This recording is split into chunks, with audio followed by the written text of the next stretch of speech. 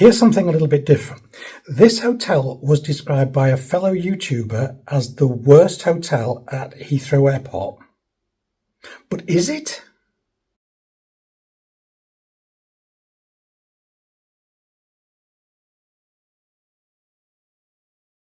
Hi, it's Craig and welcome back to Craigslife. So, the title and the introduction there, this is the Thistle at Heathrow Terminal 5. Now, a lot of people have reviewed this hotel here on YouTube. And one thing I want to point out right from the outset is, for myself, is all the views that I put on my channel are mine. Your experience may be very different and other people's experiences may be very different. But a couple of YouTubers have described this as being the worst hotel at Heathrow Airport. Now, I'm not saying it is, I'm not saying it isn't. Or am I? But is it? So what do we really think? What makes a hotel bad? So how can you decide if a hotel is the worst one in an area? Well, what you could do is you could stay in all of them and you could score them all exactly the same, and whichever one has the lowest score is the worst. Has anybody done that? I've no idea. Or it could be based on your personal experience. So for example, I stayed at a Holiday Inn Express, not too far away from here, I can't remember exactly, and it had a deal where I could sort out the parking for the car, but it didn't feel the same. I walked in, the welcome on reception wasn't as warm and as welcoming as it was here. And that's your first impression, and that's important. The bed and the room, pretty standard for a Holiday Inn Express, but the duvet barely covered the bed, which wasn't good enough for the two of us. So we thought, well, okay, we'll use the bed settee. I would have been more comfortable on the floor because it was horrible. The service in the bar was non-existent, and when I say non-existent, nobody actually came to serve us, and myself and other guests, or ourselves rather, and other guests walked out. And the breakfast, which is included with the Holiday Inn Express, I think even the dogs would have turned their nose up at. So in my experience, that hotel was worse than this one. But look at some of the booking sites. Look at hotels.com. Look at the reviews. Look at TripAdvisor. Look at the reviews. Look at the scores. That's how you can determine in your own mind if a hotel is any good or not. For example, here I am looking on hotels.com. This is for next week. So here we've got the Radisson, it's got 7.4 out of 10. The Hyatt, 9 out of 10. Courtyard by Marriott, 9. Best Western, 7.6. So you've got, and as you go down, various scores. And then as we go down, we have this one here. There we go. Thistle, London, Heathrow, Terminal 5, 7.8 out of 10. So it still scores quite highly, but there are lots of others that are higher. But if we look at some of the others, there are undoubtedly a lot worse. Here's another example. So here we've got the Heathrow Lodge, which has got 2 out of 5 on TripAdvisor, whereas if we look here, we've got 3.5 for the Thistle here at Heathrow Terminal 5. So if we're looking at other people's views, this isn't the worst because other hotels are being rated worse. Sure, you've got more. Look at the Radisson scores higher, the Sheraton scores higher, but there are undoubtedly lots of other hotels in the area. And as you can see, you can do your own research, but doesn't necessarily mean that this is the worst or it's a bad hotel. The other thing you might want to take into consideration is, what about your budget? What about where you're going to park your car? For me, this has got the pod, which takes us straight to Heathrow. That's ideal, and I can leave my car here on site. Just across the road, up at Terminal 5, is the Sofitel. The Sofitel is part of the Accor group, which is Mercure and Ibis and Novotel. And you could park there. Well, you use the meet and greet, but it's double the price. Oh, it's convenient. I mean, you could fall out of bed and actually be in check-in, but it's double the price that I would have paid for this. But if you're wanting 5-star quality, but you're on a budget, you probably won't be able to get that. Good luck though. There are deals around, so it's worth looking. The other thing I've noticed about this hotel as well is that work has been done on it since I was here last year.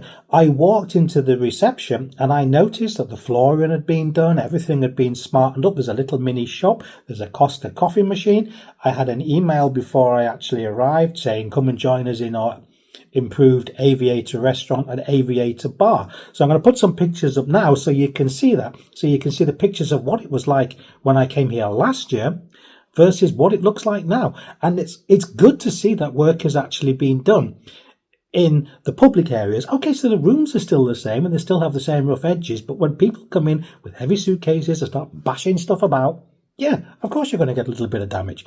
But the public areas, money's been spent and it's looking better. So here's a picture of the hotel from the front and the reception area. And looking out of my hotel window here, we can see the hotel overlooking the car park, and was described by one YouTuber as looking like rather like a 1960s council office block. Yeah, it does actually. I agree with that 100%. It does look a bit like that. But then again, who cares what the outside looks like? What is it really like on the inside? This particular room that I've been given this time is actually a deluxe room. On check-ins, was told I was selected for guest of the day. So I've got this much larger room, and inside of here we've got the iron and the ironing board and a safe. It is a connecting room, but an espresso coffee maker as well as a normal one, big TV, table, chairs, big bed, a decent bathroom. Not all the rooms are like this. Many of the rooms are on the ground floor. This is on the first floor. There is no lift in this hotel, so I did have to carry my case up the stairs, and it is a bit bulky and a bit heavy. But because I've stayed here a few times, and I was complimentary when I came into the hotel by commenting that they'd had work done in the reception, they obviously felt good enough to upgrade me. So thank you very much for the hotel for that. But even the basic rooms look very much similar to this. May not have the same in the way of the pillows here or some of the soft furnishings, but you've got the similar types of furniture, the similar type of setup, the similar type. I mean, if we look at this, you could see it is dated, but it's perfectly functional. There's nothing wrong with it at all. And you've got the new TV, and you've got the new coffee maker, and you've got bottles of water. You've got all of the facilities.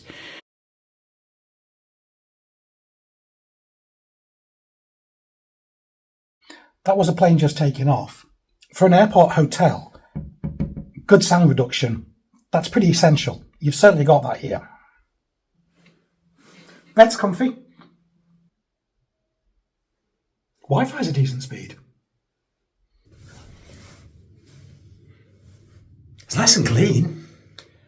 And good morning. So I've had a very good night's sleep here at the Thistle at Heathrow Airport.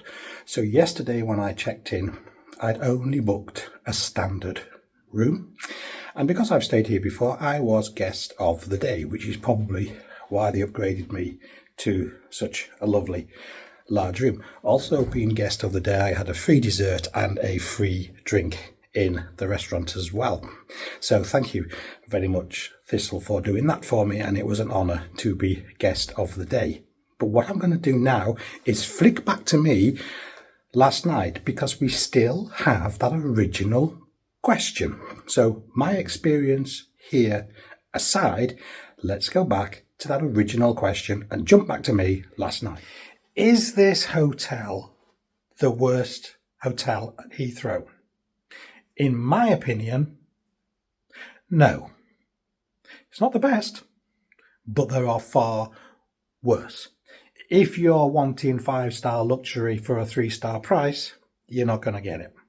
If you're wanting convenience, ease of parking, nice public areas, a comfy bed, decent Wi-Fi, and somewhere to put your head down for the night before you go and get a plane, perfect. The point I want to make perfectly clear is I can't speak for all of us here on YouTube, but for me, these opinions are mine.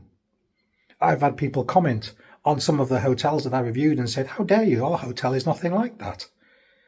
But that was 2 years after I stayed there. But somebody else's experience could be completely different to mine. And this is how we form our opinions. The person who said they thought this was the worst hotel at Heathrow, we exchanged a couple of pleasant messages backwards and forwards. I didn't turn around and say, you're wrong, I disagree. I said, I think, I like, this is my view. And if you're watching this, it's still the same. If you still think this is the worst hotel at Heathrow, that's fine, that's your view. Never going to take that away from you. But For me personally, I don't think it is. This is the 4th time I've stayed here now, possibly why they upgraded me to this nice large room. And it's nice to come back because for me, it's easy.